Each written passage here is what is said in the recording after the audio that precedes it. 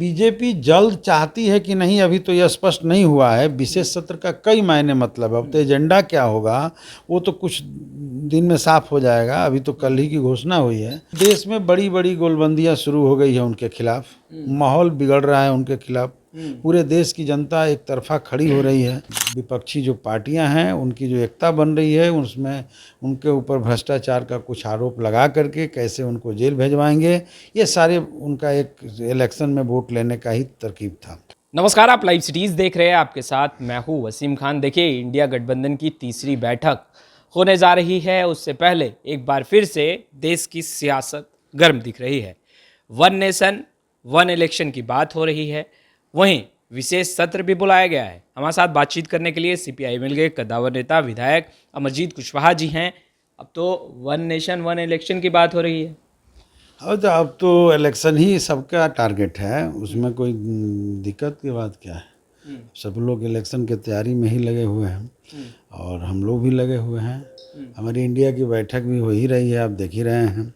हमारे नेता लोग भी वहाँ पहुँचे हुए हैं और हम लोग की एक ही मात्र मिशन है, वह है कि 24 के चुनाव में भारतीय जनता पार्टी के नेतृत्व में मोदी जो सरकार चल रही है, जो देश के खिलाफ लगातार खड़ी है, जनता के खिलाफ खड़ी है, देश के संविधान को तहस नहस कर रही है, लोकतंत्र की खात्मा करते जा रही है, जनता के ऊपर विभिन्न तरह का दमन हो रहा है, इसको उखाड़ करके फेंकना है। पर अब जिस तरीके से विशेष सत्र बुला लिया गया है, वन नेशन वन इलेक्शन की बात हो रही है, कई ऐसे राज्य हैं जहां पर अभी कुछ ही महीनों पहले चुनाव हुए, तो क्या लगता है ये विशेष सत्र में वन नेशन वन इलेक्शन को का जो मुद्दा है उसे पारित कर दिया जाएगा, इसलिए बुलाया गया है? देखिए, भारतीय जनता पार्टी पूरी तौर पे डर गई है। नरेंद्र मोदी जी डर गए हैं और इसीलिए अब देखिए तो मध्य प्रदेश में जब इनकी कार्यकर्ता बैठकें चल रही थी, उसके भाषण को उठा करके देख लीजिए। दूसरी बैठक हुई थी जिसमें इंडिया नाम दिया गया था, जिसमें 26 दल शामिल थे, तो उन्होंने सीधे भ्रष्टाचार के खिलाफ जो है ऐलान करते हुए जेल भेजने की गारंटी की घोषणा की थी। इसके पीछे साफ दिख रहा था कि देश के तमाम विपक्षी पार्टियों को डराना चाहते थे, धमकाना चाहते थे और यह कोशिश करना चाह रहे थे कि आने वाला 15 अगस्त को भी हम लोगों ने सुना कि उन्होंने सीधे घोषणा किया कि अब हम ही को झंडा फहराना है। तो कुल मिलाकर के ये वोट लेने का एक नया टैक्टिस भाजपा ने लिया है कि पूरे देश में यही हम हल्ला करें कि हम ही को आना है और विपक्षी जो पार्टियां हैं उनकी जो एकता बन रही है उसमें उनके ऊपर भ्रष्टाचार का कुछ आरोप लगा करके कैसे उनको जेल भेजवाएंगे, ये सारे उनका एक इलेक्शन में वोट लेने का ही तरकीब था। लेकिन जब तीसरी बैठक हो रही है तो काफ़ी भारतीय जनता पार्टी डर गई है।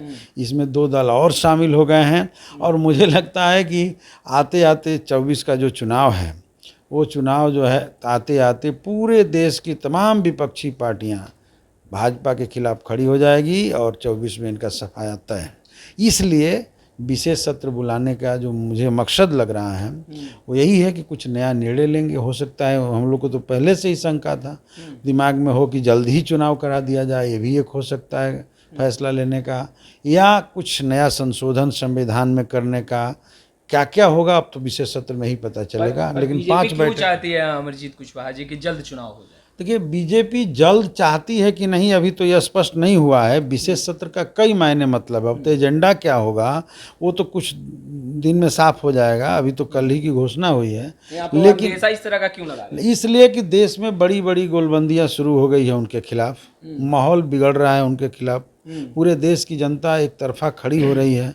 तो इस स्थिति में उनको डर लग रहा है कि जल्दी चुनाव करा लें, जो माहौल है थोड़ा बहुत जो बचा है उसको बचा लिया जाए। और मैं कह रहा हूं कि वो आज इलेक्शन करा लें या 24 में इलेक्शन हो, मोदी का और भाजपा का सुपड़ा साफ होना है। तो कह रहे हैं आप लोग घमंडिया हैं, भ्रष्टाचारी हैं, आप लोगों से डर किस बात का?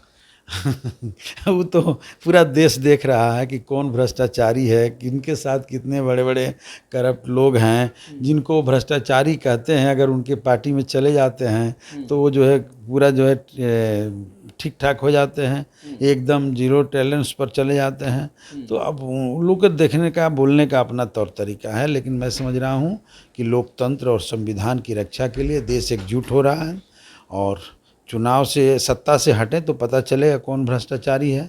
अभी पावर में है जिसको चाहे भ्रष्टाचारी कह लें, अपने पर जो भी लगे वो सबको किनारे कर लें, तो कह सकते हैं, कहने के लिए सबको कहने का अधिकार है। लेकिन सच ये नहीं है। सच यह है कि हिंदुस्तान की जनता अब नरेंद्र मोदी को देश से हटाना चाहती है, भाजपा को देश से, सत्ता से हटाना चाहती है। यही सच्चाई है और ये उभर करके बात सामने आई है, इसलिए भाजपा की परेशानियां बढ़ी हैं। अच्छा, तीसरी बैठक में विपक्ष की तरफ से पीएम उम्मीदवार कौन होगा, इस पर भी विचार विमर्श होगा? देखिए, हम लोग तो पहले से ही कहते आ रहे हैं कि अभी हम लोग पीएम के उम्मीदवार होना भी यही चाहिए कि देखिए पार्लियामेंट का चुनाव होता है और पार्लियामेंट में बहुमत जिसकी होती है वो बहुमत दल सांसद बैठ करके अपना नेता चुनते हैं, होना तो ये चाहिए था। अब पीएम केंद्रित चुनाव जो कराने की शुरुआत हो गई है कि यही पीएम होंगे और इनके इर्द गिर्द पूरा चुनाव हो, ये मोदी के ज़माने में और शुरू हुआ और पूरा चुनाव का मोड जो है चेंज करके अध्यक्षीय प्रणाली की ओर ले जाया गया। तो नीचे में हमारा एमपी कैसा होगा ये सोचिए नहीं लोग पाते हैं। मोदी के नाम पर केवल वोट दे देना, एक व्यक्ति के नाम पर वोट दे देना और व्यक्ति को ही प्रधानता दे देना मेरे समझ से उचित नहीं है। और हम लोगों ने अभी एकमात्र फैसला मैंने जो योजना लिया है वो यही है कि देश की बड़ी एकता बने विपक्षी पार्टियों का और चुनाव हो, सीट शेयरिंग हो और सब लोग मिल करके लड़ेंगे और समय के साथ पीएम के उम्मीदवार का चयन कर लिया जाएगा। तो आपने सुना तीसरी बैठक हो रही है जहां एक तरफ, वहीं दूसरे तरफ तमाम महागठबंधन के और इंडिया गठबंधन के जो नेता हैं कहते नजर आ रहे हैं कि समय के साथ पीएम उम्मीदवार भी तय कर लिया जाएगा। खैर, स्टूडियो में इतना ही। आपका बहुत बहुत शुक्रिया।